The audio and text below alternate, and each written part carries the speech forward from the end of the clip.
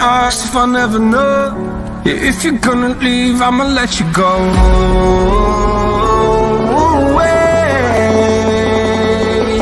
I'm tired of the pain. Go away. I'm tired of 3, 2, 1.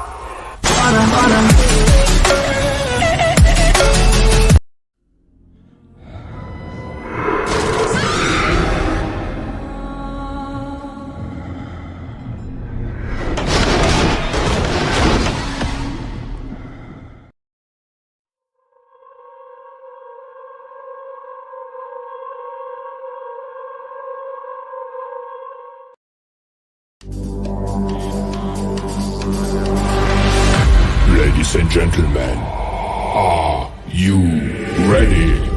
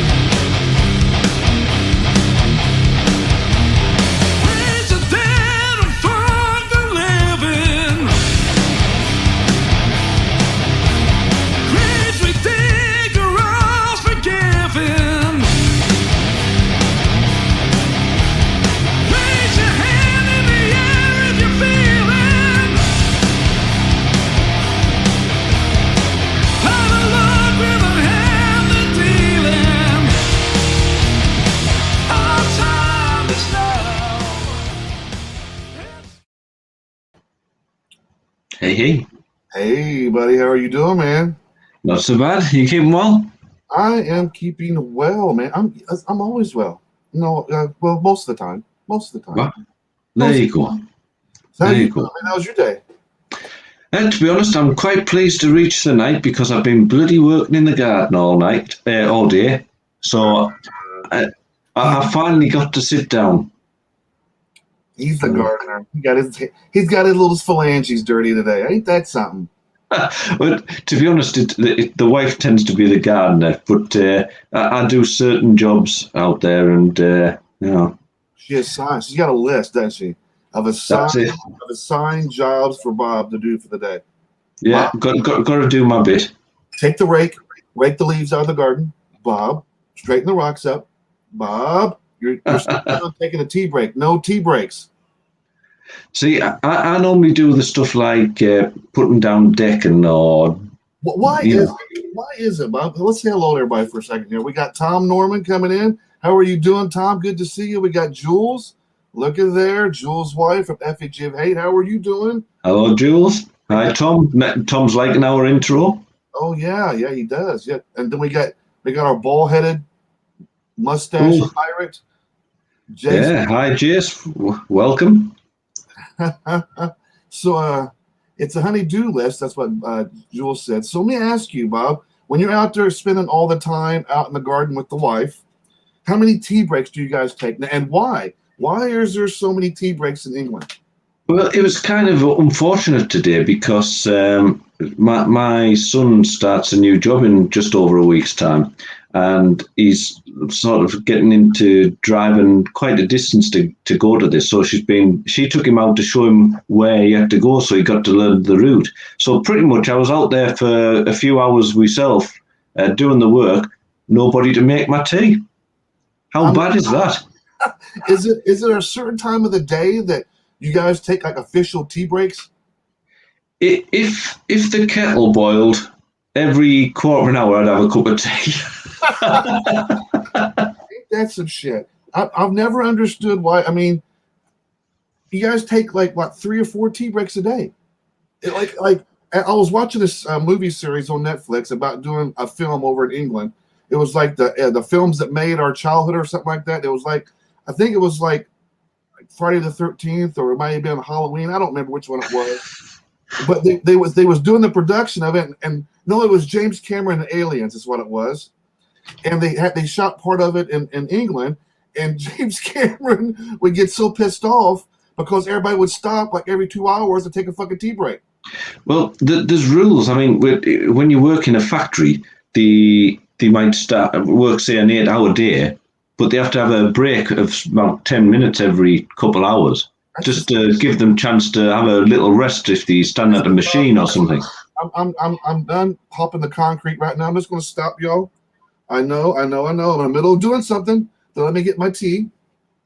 I'm taking a tea break. As you're kicking back on a recliner, on a outdoor chair, lawn chair. All right. That's how it works. I have to have at least 6 cups of tea a day. Fuck, that's insane. I just don't. I guess you have to get your fluids. I mean, yeah, but yeah. I mean, just. It is what it is, I guess. I spend most of the day, right, trying to work out if it's like too early to or too late to drink tea. So you plan your day out for tea breaks if it's too. Yeah. I wake up, I have a cup of tea. If I get a chance, if I'm working from home, I can have 2. If I'm not working from home, I'm going to jump in the car. Then I'm an old man, you see. So you've got to plan your journey for pee stops then. So hot tea or can it be cold tea? Oh, it's hot tea. It's got to be Yorkshire tea. If Yorkshire tea need a sponsor, I'm here. So, Bob, we got a cool ass show tonight. Yeah. This is the 3rd time these guys have been on the show. 2nd time for this our guest Richie. The band is Gravehuffer. Let's bring him on, shall we? Let's get into all these tea breaks we got going on in England. That's too right. Richie, welcome to the show, buddy. Hey, thanks, man. Thanks for having me. How are you doing? I'm doing well. How are you? What do you think about all these tea breaks over there in the UK? Man, I'm all about it. You've got to be. If you're not drinking tea, you're drinking wine. So, I mean, they make it look so elegant when they do it too, don't they? I know, right? I mean, it's that little finger. Yeah, I gotta have it. Yeah. You know. Do you even drink from bottles? I don't think I do. I don't think I drink from bottles. Why would you drink tea out of a bottle? Oh, I do. I'm not. I guess I'm not much of a tea drinker, and I guess I'm just not much of one. I mean, once in a while I might drink a cold tea, like lemon tea flavored tea or something, but it's very often I'm not planning my day out to be able to take my tea breaks. Now I've heard you Mountain Dew. I know you get a bit all sort of like, if you're out of Mountain Dew, you start to get a bit of a shake on, don't you? I shake all the time, though. That just comes the way. Anyway, the great tea debates, what we just had there, Bob. Yeah. I know. Give me the tea breaks, man. Yeah. What's your tipple of choice there? Mine? Yeah. I just generally drink black tea. I'm not really exactly sure what kind of tea it is. It's tea. It's just, and it's hot tea. Yeah, it's hot tea. There you go. Yeah, I drink coffee more than tea, but yeah. I used to drink coffee more than tea. Oh, yeah. But, yeah. I'll not tell you the side effects that used to bring on. Sure, I can see that. It's like, you're starting your day drinking coffee. It's 7 o'clock or whatever. About 9 a.m., it's like your bowels wake up and. I'm just a little break. I'm spending a little bit of time in the break room. Yeah, serious. It's like time out, bathroom break. Time out. Hello, Kim. How are you doing? Hello, Alexis. Good to see you. We got Jay. Jay says tea is live. He is live. He almost gave us a whole documentary paragraph there. I don't even know if I should bust that out and try to read that. I'm going to have to go back later and look at that because I haven't had a chance. It's like, War and Peace. More caffeine in tea than coffee. Fact. A famous American general during the World War II once said, "The Brits can fight like hell on earth, and in the middle of battle, they will take time for a tea break." See, that's what I don't get. Even in the heat at uncertain times, will put a smoke in mouth and drink tea, after which they will storm on, or words of that effect. Well, you Imagine know, fighting the war and taking a tea break. Whoa, whoa, whoa, whoa, whoa, whoa, whoa, whoa!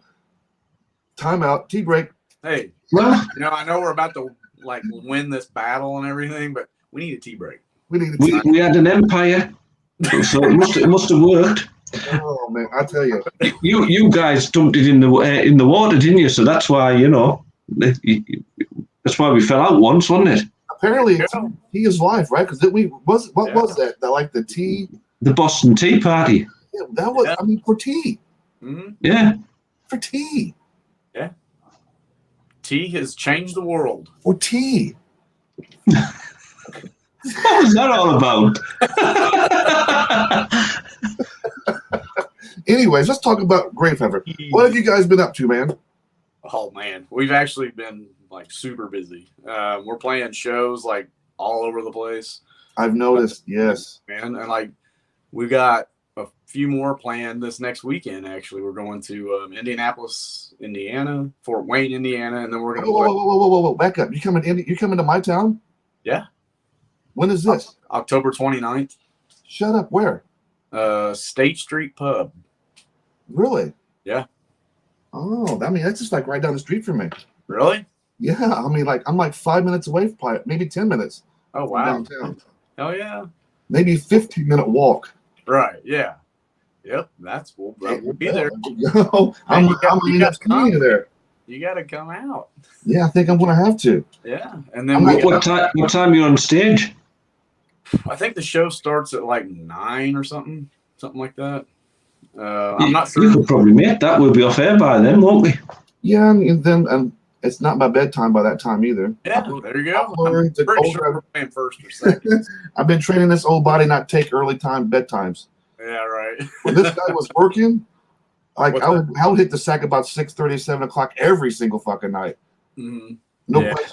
Hold on. Before you commit to going out, Sid, I know Alexis is watching this. Alexis, is Sid allowed to go out? She goes, not without me. She's like, I want to go too. Yeah, I know her. She's never been to a concert, and what a way to break her in. There you go. Bring her to a Gravehuffer concert. Yeah, dude, it's gonna be us. This band called Tusk. Oh, I've heard of them. Yeah, and Howling Giant and Jake the Hawk. Really? Yeah. That's gonna be a hell of a lineup. Then Yeah, I'd be going it's home till like 2 or 3 o'clock in the morning. Yeah. Well, I don't know if it'll be that long, but it'll probably be till like 1. I'm guessing. Not if I'm around. And then the next night we're playing in Fort Wayne, Indiana, at a place called Ruin. Oh yeah, I've heard of that place. Yeah, and then Halloween night we're playing Maryland Doomfest, and that's in Frederick, Maryland. Okay. I'm having a debate here with my wife. She just popped in a chat here. Nice. You're in trouble now. Goes, I've been to a concert before. But does Skillet count as a concert? Yeah. Yeah, it's a concert. it is. And I like Skillet too, though. Yeah. Not my thing, but yeah, it's a show, man. It's still a rock show. I guess. Yeah. Yeah, I've noticed you guys have been like really, really busy. I mean, you guys been hopping in that van. And you guys was like in Tennessee not too long ago. Yeah, last weekend we did 2 shows in Tennessee and 1 in Canton, Ohio. That was pretty badass. Seeing you guys all bunched up in the van and hitting the road. Yeah. And it's good to see bands like you guys playing gigs down south like that, especially in Tennessee. I know the area that you was playing in. Mm-hmm. So it's nice to actually see bands like you guys playing down there. Yeah, it was really cool, man. And then a couple weeks before that, we went to Alabama, Georgia, and Tampa, Florida.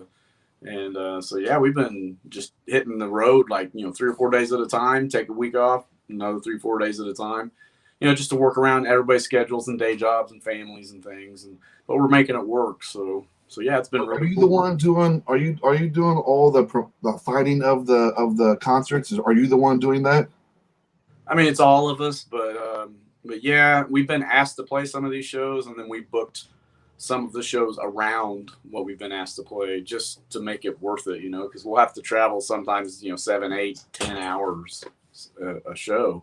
And so I was talking to somebody, I don't know if they were from the UK or whatever, about how we're driving 7 or 8 hours to play shows, and they're like, "Oh, 3 or 4 hours is a long drive for us." And so I was like, "Oh yeah, Americans are used to the long drives." Yeah, right. I could never drive in 3 hours a day, one way of one trip going to work, and then 5 hours coming back. Yeah, that's like that could be a commute for. Yeah, no problem. You just get used to it. In fairness, if you did a 6-hour drive, hello. My son, If you did a 6-hour drive, you could actually get from the very north of England to the very south. Wow, 6 hours, really? Like from Scotland to London? No, Scotland, not England. Yeah, you'll get yourself in trouble saying that. Like what, No. Manchester or a little north of that? Well, we sort of like up around sort of Berwick upon Tweed's the area where we sort of split, or Carlisle, that sort of area. You could get from there to the south coast, I reckon, in probably somewhere around about 6 hours. Oh, okay, that's not bad at all, actually. That's not bad That's at all. it. Yeah. You want one? Sure. Thank you, sir. Thank you. Well, you guys have I'm a getting offered drinks. Is that a cup of tea just landed? What's that? Is a cup of tea just landed? Maybe. Yeah. I got a sarsaparilla here. Oh, there you go. not the bottle, Bob. It's not being proper. And I saw the Mountain Dew pass by. Oh, Sid, are you drinking Mountain Dew, Sid? Absolutely. Mountain Dew is awesome. See? Go on, take a swig, Sid. Take a swig. I absolutely will. Matter of fact, I'll even stick my pinky up to even look a little bit more proper. Well, that's what I wanted to see, whether you get a pinky with Mountain Dew, I'll absolutely give a pinky for Mountain Dew. Let's play a Gravehuffer video for everybody, shall we? Yeah, Good, that'd be a good idea. Yeah. Let's play one of my favorite ones. It's Worms of God. Sweet. Guys, we'll be right back. You guys are watching Into the Fire, and we're hanging out with Richie from Gravehuffer, and we're getting ready to play Worms of God. We'll be right back, guys.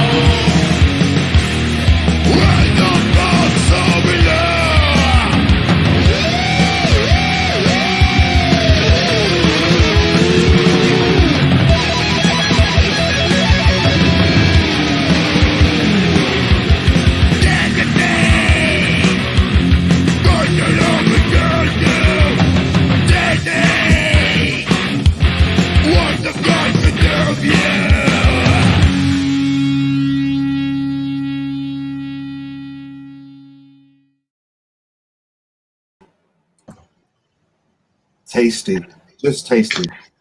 That was really good. I really enjoyed that. I've got a couple of questions for you, Richie, on the back of this. And apologies, because as I say, I know you guys have been on twice before, so we might get a little bit of duplication here. But do you know where that footage and when it roughly came from? Well, our bass player Mike typically does the video editing, and as far as like the live footage of us playing, it's at a place called Acadia in Houston, Texas, and that place is unreal. It's kind of crazy. Like they really spent a lot of money on the lights and all the production. As far as like the Pope and all the people dancing, and that's kind of.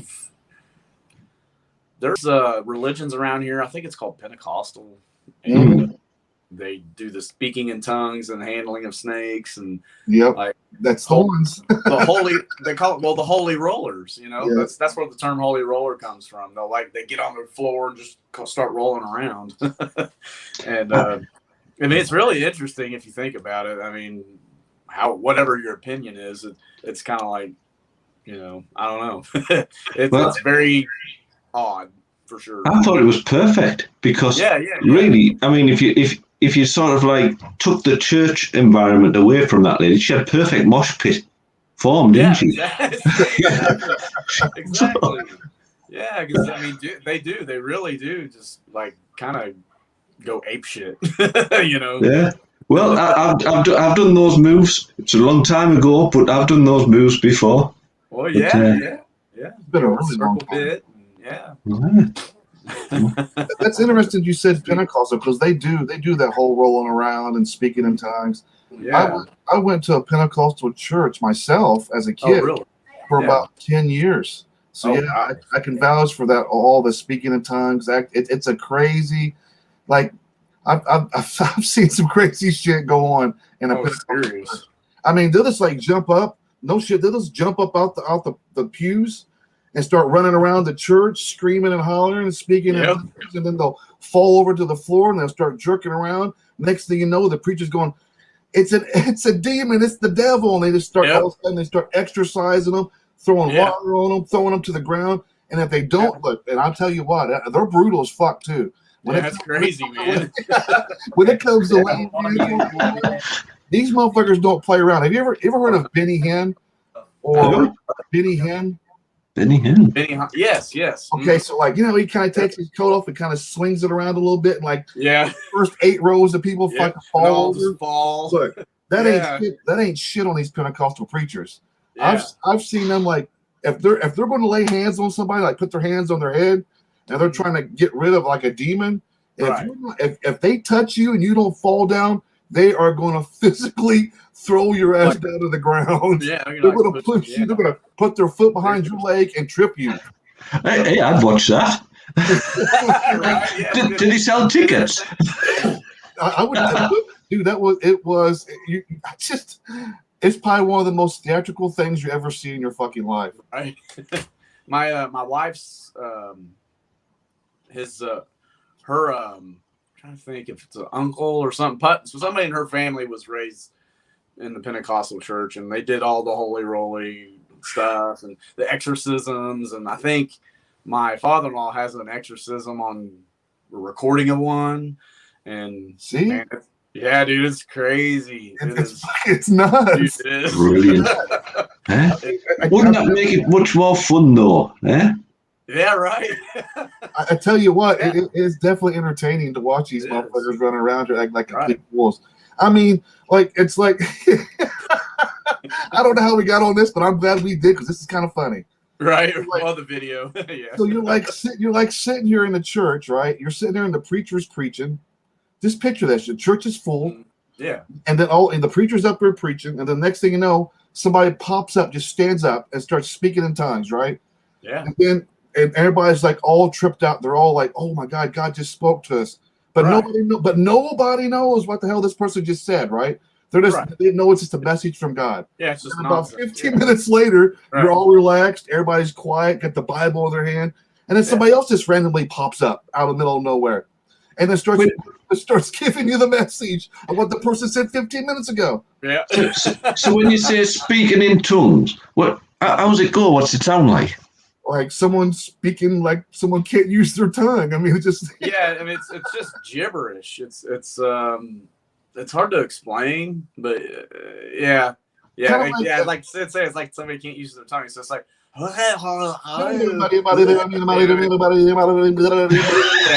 it's like auctioneer.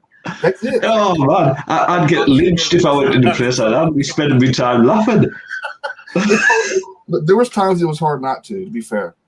Yeah. Yeah. So I Yeah. like this video even more now, Richie. That now that we've discussed the Pentecostal church with Worms of God, I absolutely Right. I love the video just that much more now. The song holds a special part in my heart. That's right. Oh man, any church where there's a mosh pit, fantastic. Did you ever Yes. see the mosh pit until you go into a Pentecostal church? That's right. Have you ever- Gravehuffer Church. Wait. It's funny, you know, because when I was a young lad, and obviously mosh pits were just probably starting to come around as it was, we used to go to this club where they used to play all the heavy metal music, and a few of us used to do this stupid sort of running around, flinging your arms about. And there used to be this, I remember there used to be this punk guy, and he was quite big, and he had this massive green sort of Mohican on the top of his head. And we used to play this game while we were sort of mushing to see who could get the most punches in on him. Without getting lynched, you know. So you sort of like, so if you got a sly one in, you had to sort of pretend that you didn't know that you'd hit him, because he'd like turn around and he'd be like, well, you have to make a bit of fun, don't you? Yeah. Mosh pits actually Wow. originated from Pentecostal church. Now that I think about it, Yeah. I think because yeah, I've said this. These dudes like they'll get up there and start playing some music, and then everybody's like, it's like something clicks in these people's heads when they're sitting in church. They'll start hearing like in the like Blood of the Lamb or some like, or when the saints go marching in, and these people like just jump up out the pews and start rushing the pulpit, and they're all just and they all just It's like a metal concert, and kicking man. their feet around, raising their heads up, swinging their arms around. I mean, I swear to you, it's like watching. It's like I think mosh pits actually originated from Pentecostal church. I think you're right. I really do. Yeah. It could be right. I mean, to be honest with you, it was all the metal scene when I did, but nowadays, I mean, you watch commercial radio or listen to them, and you hear them talking about, oh, I was down at so-and-so gig, and the mosh pit was going wild, and I'm thinking, but you're talking about this gig where it was Justin Bieber. You don't have mosh pits at Justin Bieber, you know. Yeah, go. Yeah, you need to check out. See if you can find on YouTube, Bob. I think you should check it out. I think it'd be worth doing the research of watching what it's like during a Pentecostal church like service, because when you'll see these people get up there, I mean, I don't think there's anything that actually can compare to actually being into like a Pentecostal mosh pit, because there's people falling over, flying over, flailing arms, kicking feet Oh, around. yeah. I mean, they're straight nuts. I Yeah, wouldn't love pay it. for that. Crazy, like you said, rushing the pews.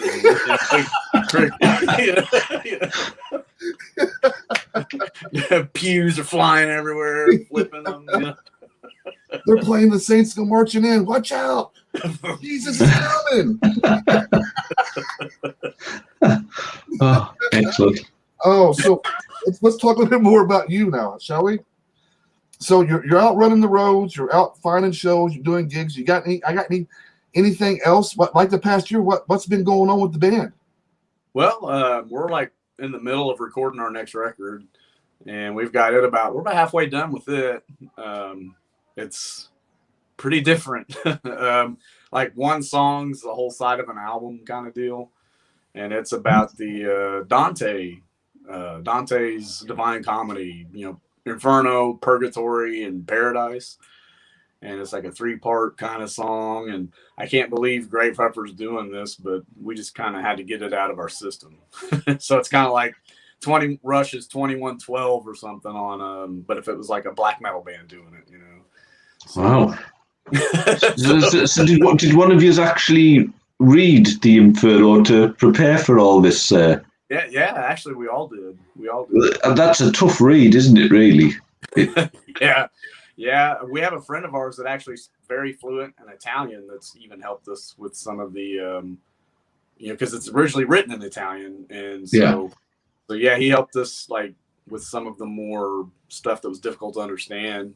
Because the English translation's pretty accurate, but the original Italian version of it, he helped us to understand it a little better even than the translation. So, I mean, the dude teaches like at multiple universities, and so it was pretty nice to have that insight. And then the next side of the record, so to speak, is going to have 4 songs and then a cover. Basically, each song is written by each member of the band. Like, I'm going to write all the music and lyrics to one song. Then our singer will do the same, and then our bass player and our drummer. And then we're going to do a cover. We're thinking of either Black Sabbath, National Acrobat, or Celtic Frost, Jewel Throne, I believe. But yeah, so yeah, we'll see though. The cover thing always changes, but that's kind of where we're looking at anyway. But it probably will be out, I would say next summer, if I had to guess. And Black Doomba Records is going to release that for us. They released our last record, so Yeah, they've done. You guys have done a really phenomenal job marketing your guys' current record now. Thanks, man. Yeah. I mean, it's been really good. It's sold really well, and a lot of people seem to have it in their hands, which is good. Which comes to this comes to a good part of the conversation. Now, you guys are really well. You guys do really well marketing your guys' self, right? You guys are you're active in the social media community. Yeah, I see you everywhere. I first met you through XRP Radio. Right. That's when I got introduced to you and the band, and that's when we first started doing these shows together. What kind of tips can you give other bands out there that are struggling a little bit on social media?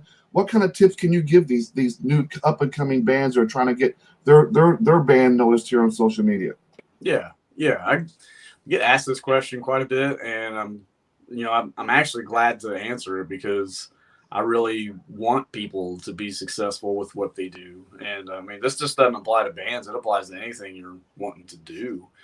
And to me, there's no such thing as asking, it's kind of cliche, but, asking stupid questions. Whoops.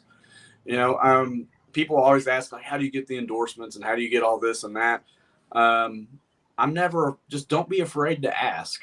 Because the worst that's going to happen is they're going to tell you to fuck off, or they're going to say no, or whatever, And so my success rate, if you want to call it that, has been actually really good. And I think just being personable, being polite, because there's sometimes people kind of, I think they go about it the wrong way. I mean, tact is something that is hard to come by sometimes, I feel like. And I feel like online and on the internet, email, all that stuff, I feel like you have to kind of show that you're being polite in a way, if that makes any sense. And instead of just saying, like, I got this new song out, check, and putting a link up there, put some personality into what you're doing. Introduce yourself, you got to get a little old school with it in a way, if that makes sense. Kind of like going around like we did back in the 80s here, and you put up flyers on telephone. Yeah, exactly. Yeah, exactly. We still do that when we play shows. Like, I've never asked anybody this question. Of all the shows that I've done, I've never asked anybody what's the advice that you can give other artists of how to market themselves or how do they get themselves. You just do such a good job about it, because every time I've asked you, you've never told me no. And that speaks volumes, because it's more for you. It's getting out there, with a show like us. Maybe somebody else has never heard of you guys before, and you're taking that time out of your day. It doesn't matter who it is. I know you're showing up on shows all the time. You just shared you doing a show just yesterday or today. You just did a show. Yeah, shared a link all the time, all about that. I appreciate that, because a lot of people don't. You'll get bands say, yeah, I'm aboard. I can do this. I can go up with a show. And then they'll let you know like 30 minutes prior to the show that, hey, I'm not going to make it. Yeah. That's another thing that I was just talking to somebody this morning about booking a show. Actually, you know, when it gets to be to that point to where you, like you said, you know, 30 minutes late, you know, before show starts. Oh, I can't do this, or you know, people can be flaky, you know, and the music world is. I get it's part of it. It's part of what you do, what we do, at least what I do. You know, things happen, or they just forget about the show. Most common with our show, they just forget about us. And I think wait a second, we did have a show with you, didn't we? Right. Well, on the link you shared, there's a set reminder. I just hit that. It's really simple, you know. Just I would think you're not good at remembering stuff, you know, set a reminder. So when we come, we're going to play another video from Gravehuffer, guys. We're hanging out with Richie, the mighty Gravehuffer, and we're going to be playing. Why not play Ghost Dance? That's another one of my favorites as well. Yeah, there's certain parts of this song that I absolutely just love, like especially towards the end, and you got that tribal stuff going on in the back. I just love that. Thanks, it, guys. You're watching Into the Fire with Sid and Bob and Richie from Gravehuffer. We'll be right back, guys. Cheers.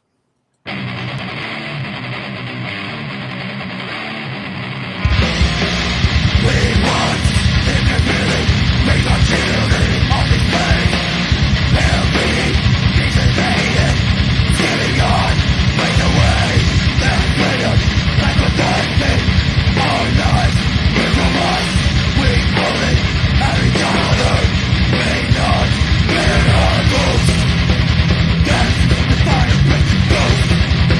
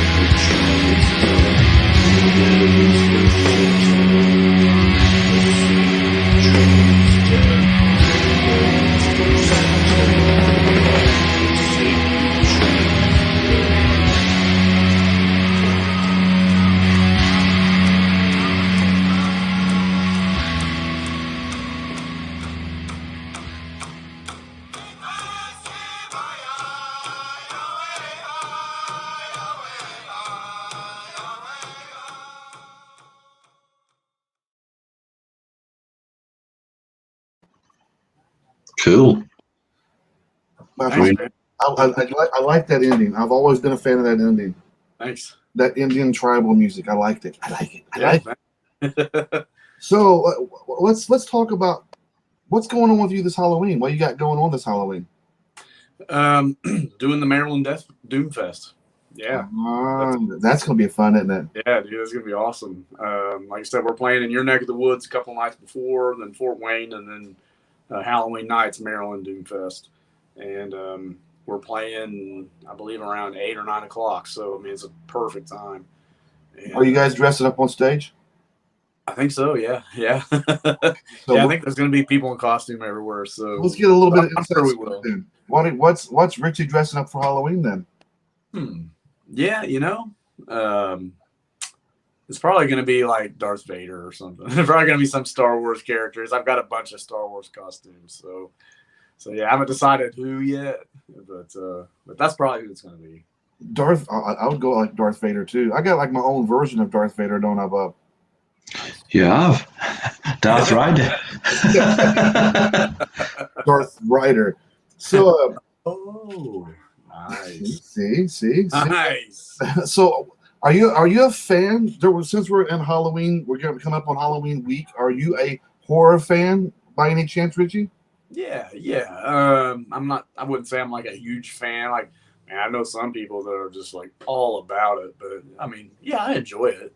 But yeah, I know some people that. I mean, it's like Halloween all year round with them, which is cool. It's Sounds cool. like me. Oh yeah, nice. So, what are some of your favorite Halloween movies? Well, Halloween. I mean, that's a bona fide classic right there. Being the age I am, I'm in my mid 40s, and so my parents like those late 70s, early 80s, horror and Halloween movies. That's what I grew up on. The same with me. Yep. So yeah. I mean that's kind of the first couple Friday the 13th and yep. Nightmare on Elm Street was another. Yeah, Nightmare on Elm Street. Hellraiser. Yeah, like just there was the Night of the Demons. Yeah.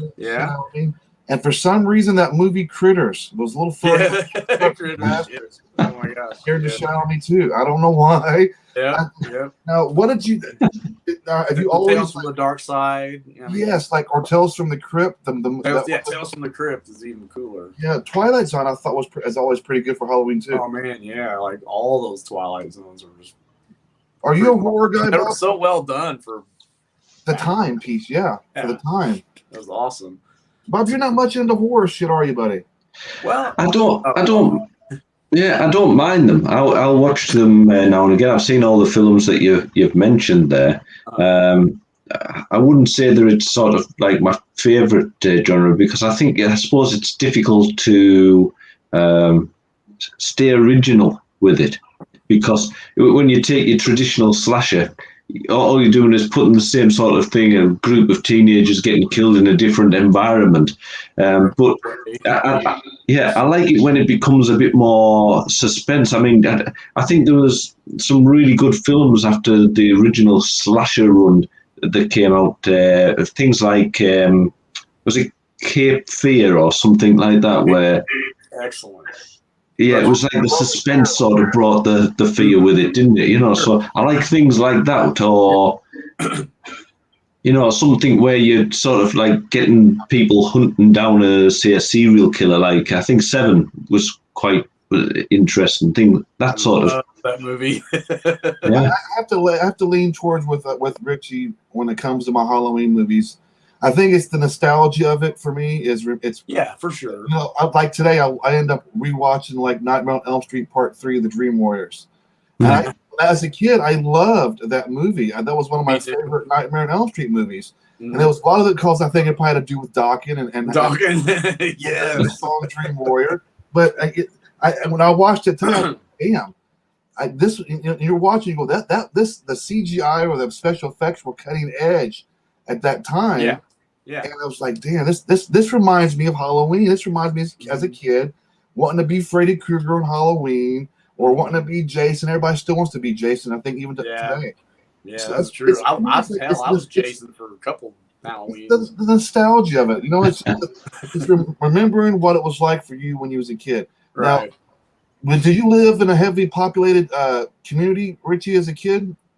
Yeah. I mean, Joplin's about 50,000, and I lived in a kind of a somewhat closed off neighborhood, but man, I was rich with candy, man. Like every house pretty much gave out candy. Well, that comes to the next question I want to ask you, buddy. Yeah. Time to have a confessions with Darth Sid. What kind of bad things have you done during Halloween? What bad things? Yeah, like did you like egg somebody's house, or did you leave a pile of shit in a bag and catch it on fire on someone's front porch? Did you toilet paper their front yard? I've never done the poop, the flaming shit. I've never done that. Flaming shit. Yeah. Yeah, I've never done that. I have done eggs. I've egged houses. I've TP'd houses. Tomatoes. I don't know why we put through tomatoes, but that made a mess, man. You are forgiven, my son. You are forgiven. It doesn't work though, does it? When he's saying that he's Darth Sid without having the mask on, he's got to have the mask on. Yeah, and well, now he's Pentecostal Sid. I'm Pentecostal Sid. He's forgiven. Yeah. Can I get an amen? Yeah. Amen. Amen. Thank you, Jesus. Thank you, Jesus. Amen. Well, So yeah. I mean, yeah.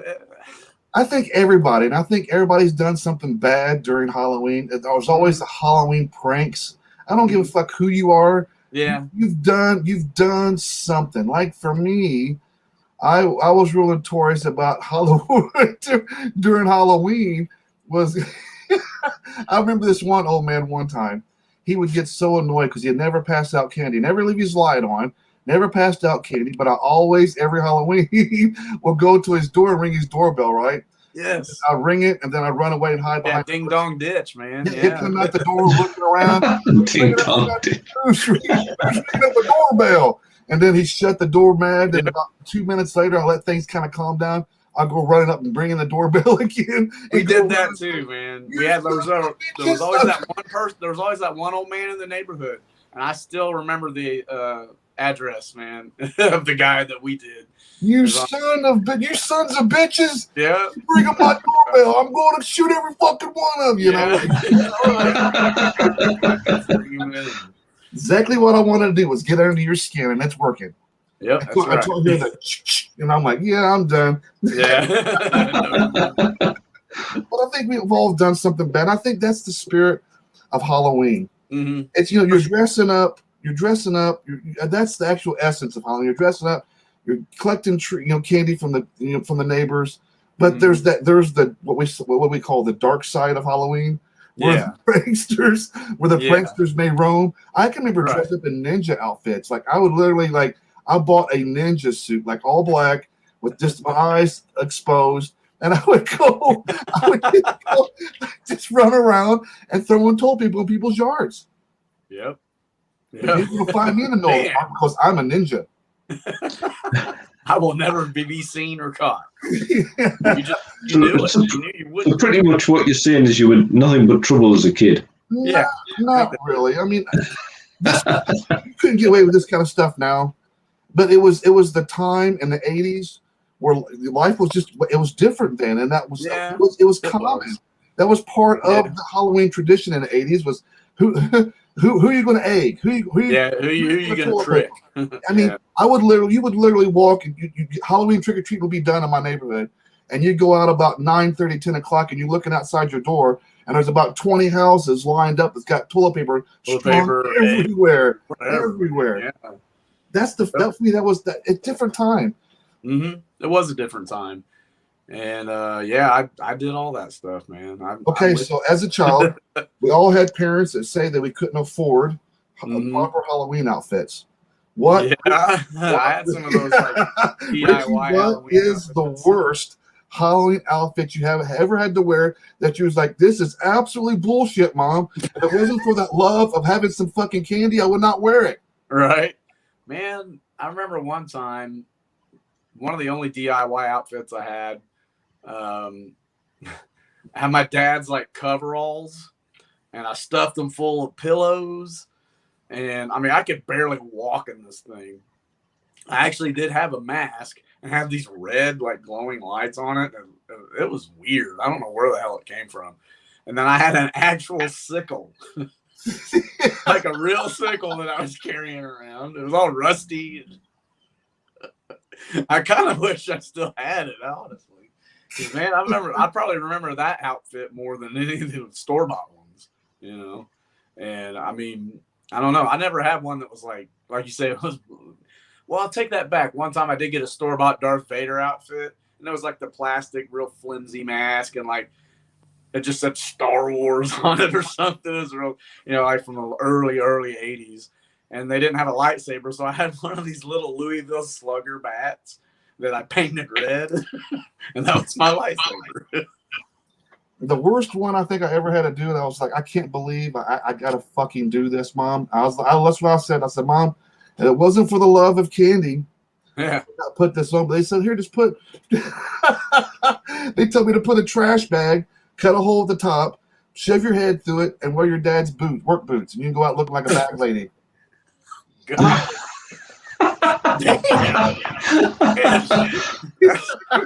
There you go. Like, Halloween costume solved. Problem solved. What if the trash bag? Basic shit right Put there. the ham out through the trash bag. Put some your dad's work boots on, and go get candy, son.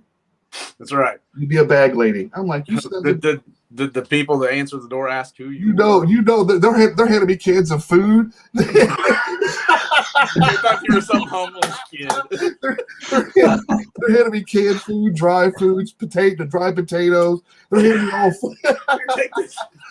It's probably all outdated. You don't need candy, son. You don't need candy. You need food. You need food. You don't need candy.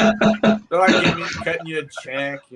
Here's a sack of potatoes. Take that with you. You look hungry. Oh, here's a giving you $1 bills. Here's a couple of $3-4 bills with a stuff in it for you too. You might need some toilet paper later. Sorry, little bastard. Give me like a blanket. You know? Betsy, come to the front door. Look at this sorry little bastard. Here, we need to give him a sleeping bag and a pillow. Look at this dude. He's in a garbage bag wearing his daddy's shoes. Look at this sorry bastard. Bring in the rainy day jar, huh? We're going to have to donate to this time. I'm surprised no family like adopted you or took you in or something. You look like a straight up hobo, like a straight up bag lady. No, you ain't getting shit. You're getting that nutritional shit. You're getting veggies, beans. You're getting shit like that, son. Right, yeah. You know, dry cereal. Even the real bag ladies were donating to him. Here's our card. Yeah. You got a haul, don't you, son? You might need this cart, don't you, buddy?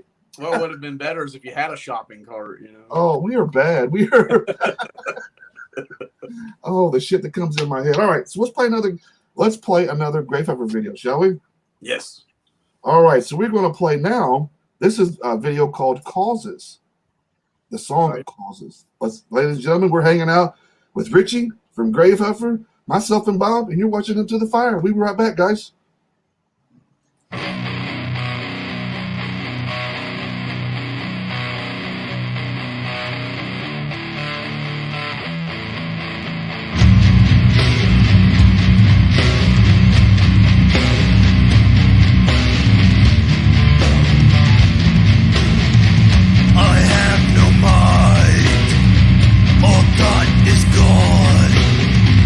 My brain is right, it's on the line.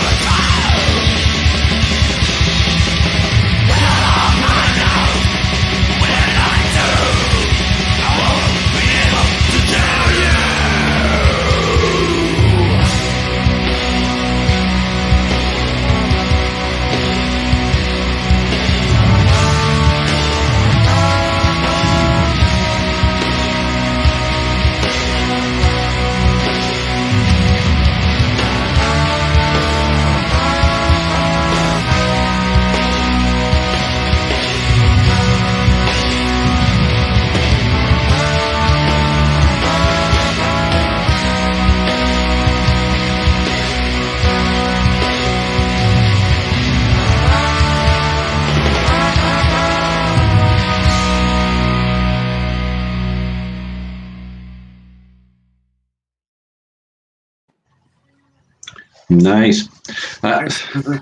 I've got to ask Rich before we get run out of time to do so. But obviously, having listened to a few of your tracks there, and the one that I've listened to most, we've still got left to come, as it turns out. But you were saying earlier about the new album that you're going to be working on, and on side B, you're going to look that each one of you are going to write every aspect of a song. Yeah. How different do you expect the songs to come out between the different compositions, or do you all have a pretty similar taste and style that you expect them to sound pretty much a fixed unit? That's a good question. I have them now and again. They'll probably be pretty. They'll probably be pretty different. We've got all very different listening tastes. I mean, just judging by the 3 songs that have been played so far, it's all like extreme, I guess, and it all has like an intensity to it, but it's all pretty different as far as like genres of metal and punk or whatever. We're kind of all over the place. So I imagine with this new stuff, like I've written my parts and they're pretty, I don't know. I always get called the metal guy, but and our bass players always get called the punk guy. And then our singer Travis, he's only been in the band a couple years now, so I'm really curious to see what he comes up with. And then the guy's drumming for us right now, Luke. He's a lot younger than us, so I'm kind of curious what kind of influence he's going to bring. Like if it's going to be more something that we're not accustomed to hearing or whatever. So are they musicians as far as that they would be capable of writing the guitar parts and the bass parts as well? Yeah. I mean, like our singer he can play guitar pretty well. Our drummer's a really good guitar player. It's kind of, I'm glad. I think that's part of the main reason we decided to do it this way was just to kind of get a new wrinkle or a new twist on what we always do. Because normally it's a pretty collaborative effort, but there are some songs where certain parts or certain people in the band will take the lead, I guess, if that makes sense. Like maybe the idea I bring to the band is stronger in one song than another. Like that last song Causes that you guys just played, that's definitely more from our bass player's side of the tracks, so to speak. He pretty much wrote most of that song on bass guitar. And so I basically just wrote guitar around his parts, and it turned out pretty cool. So, and then like the horns, we just kind of decided, let's see what happens. We have a friend that plays trombone and trumpet and tuba and all that, and so we decided why not. That kind of goes along with promoting your band. It's kind of like, why not? We just try it, and if it works, great. If not, we move on to the next thing. I thought it was really get too adding the horns up over it. I think it's brilliant adding the horns to the end of the song like that. I thought it was good. Thanks, man. Yeah, I don't know. We get wild hairs up our ass, I guess. We're like, let's try this. And I like the philosophy. You got to experiment to be able to, for the band to grow it's in itself as well. Right. You get stuck in that certain rut of a certain sound and a certain style, there's really no growth after that. So you got to push yourself by adding little things different into the tracks. Or I think it's genius, and I can't wait to hear the new album that you guys are all doing something separately and coming together and creating this music. So I think it's going to be really good. I'm looking forward to it. Thanks, man. We are too, actually. We've been sitting on this for, we started writing this last winter. So even before Necro-Eclosion came out, we were already writing the next thing. And like I said, we got the whole Dante thing recorded. We just got to record our other separate tracks for the second half of the record. So yeah, I'm really excited to hear the Dante thing. I do like the story and all that sort of reference, and so that should be interesting. Do you plan to go along the sort of multicolored vinyl and publication again? Yeah, we're definitely going to try to do something that matches the artwork. Black Doomba Records is really good about partnering with us to do these crazy. They like promoting our crazy ideas. They're as crazy as we are, So It's nice to have that support, isn't it? It is. And the bass player for, well, I don't know if you guys, they were on Metal Blade Records in the 80s. They were called Hollow's Eve.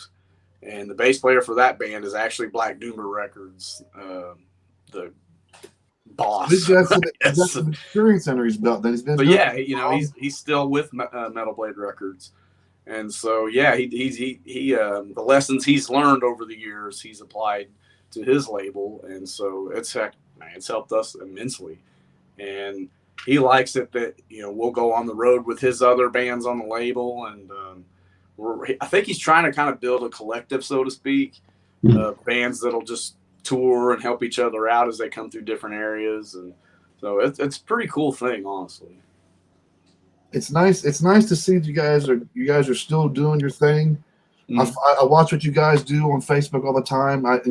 I know we're a little bit over our time or hour, but I just wanted to say thank you for hanging out with us again for the third time. You're getting close. You're getting close to being holding the record. I think Kinstrike's been on 4 times, Bob.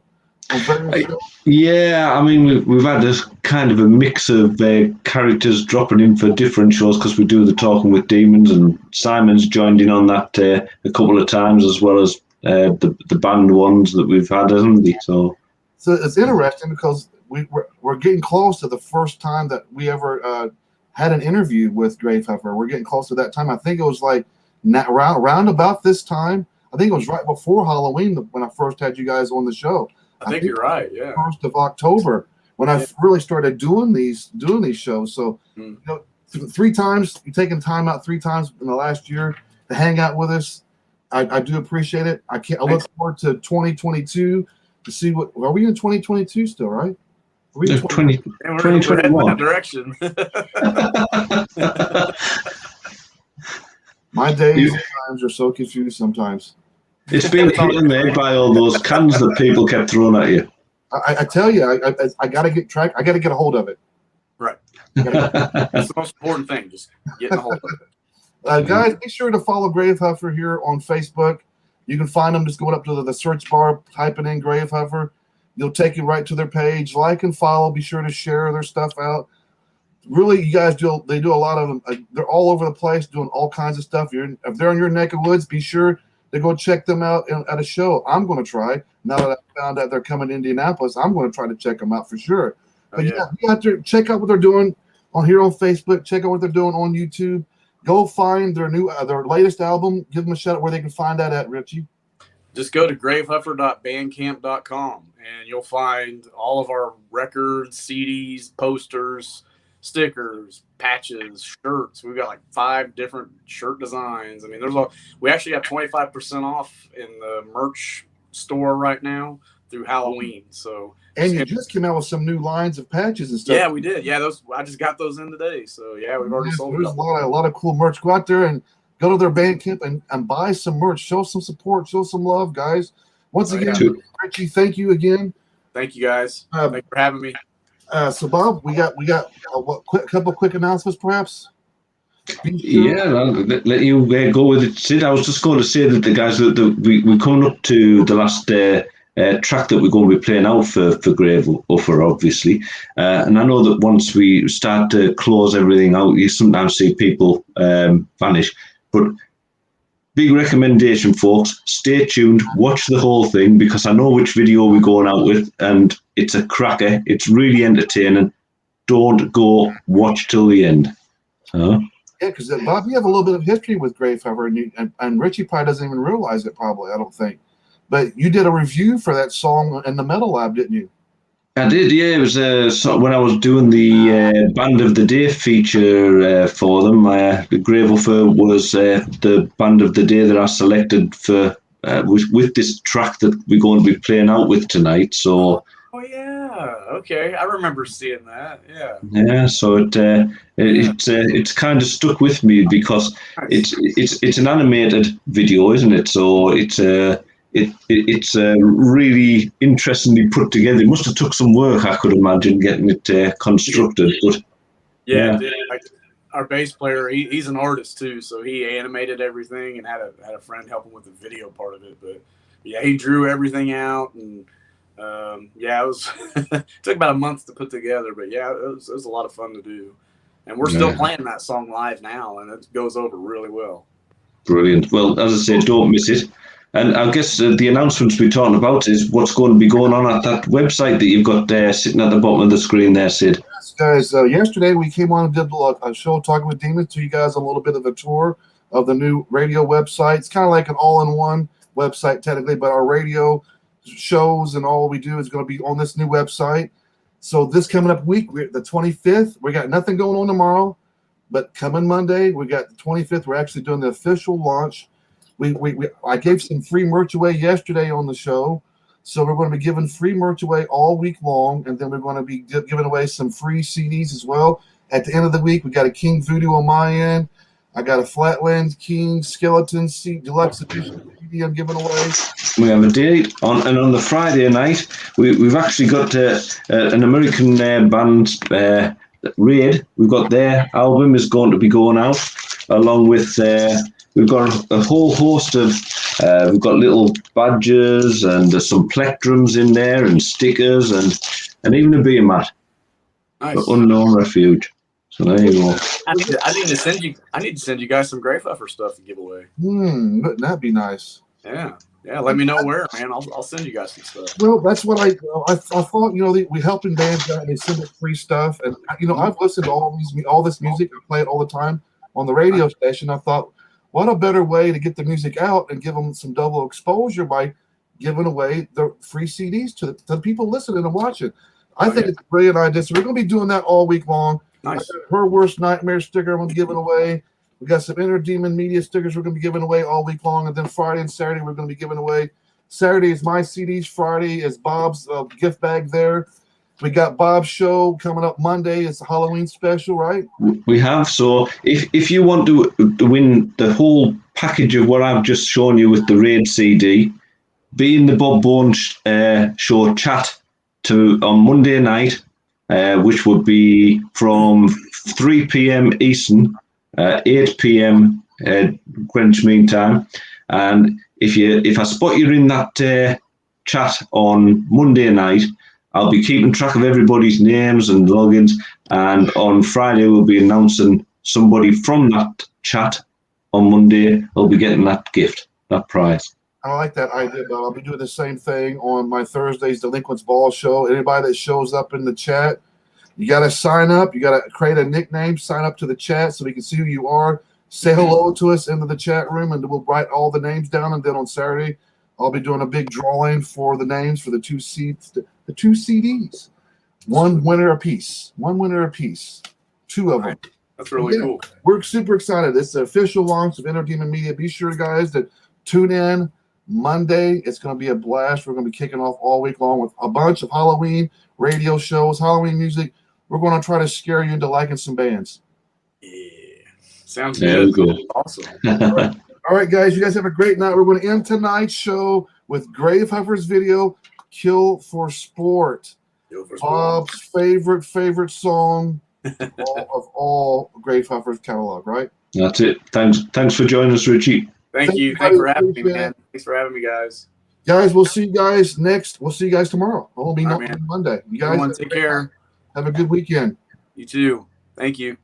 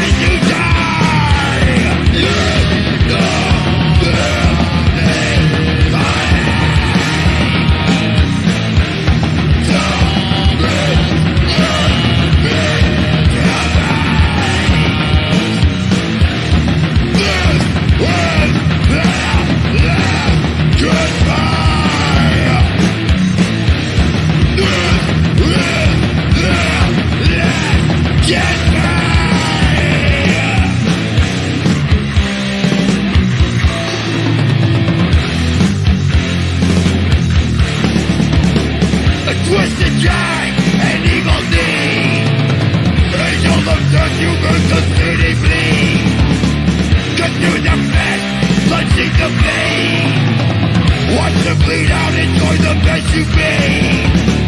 They twist death, they bring you life. You cannot stop until it's killing down.